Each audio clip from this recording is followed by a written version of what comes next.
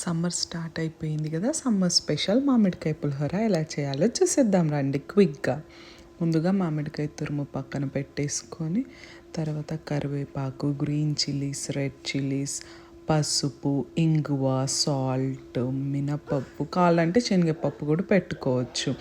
తర్వాత ఆవాలు, జీలకర్ర ఒక కప్లో పక్కన పెట్టుకొని కొన్ని పల్లీలు కూడా పక్కన పెట్టేసుకొని ఒక బౌల్ తీసుకొని 2 స్పూన్స్ ఆఫ్ ఆయిల్ వేసి ఆయిల్ హీట్ అవుతూ ఉన్నప్పుడు పల్లీలు వేసుకొని బాగా వేయించుకోవాలి. అవి వేగుతూ ఉండగానే ఆవాలు, జీలకర్ర ఏదైతే మనం కప్లో పక్కన పెట్టుకున్నామో అవి వేసేసుకోవాలి.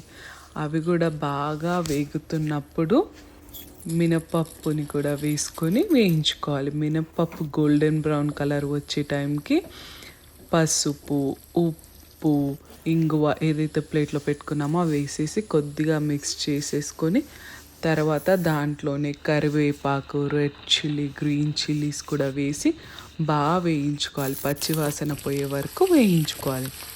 వేయించుకున్న తర్వాత ఏదైతే మ్యాంగోది తురుము ఉందో ఒక కంప్లీట్ మ్యాంగో తురుము, ఆ మ్యాంగో తురుము అందులో వేసేసుకొని బాగా మిక్స్ చేసుకోవాలి.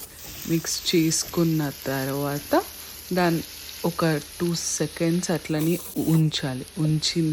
ఉంచి అది కొంచెం ఇట్లా వాటర్ వేపర్ పోతుంది అంటున్నప్పుడు మళ్ళీ కలుపుతూనే ఉండాలి. ఒక 5 minutes అలా కలుపుతూ ఉంటే మన మామిడికాయ పులిహోర మిశ్రమం రెడీ.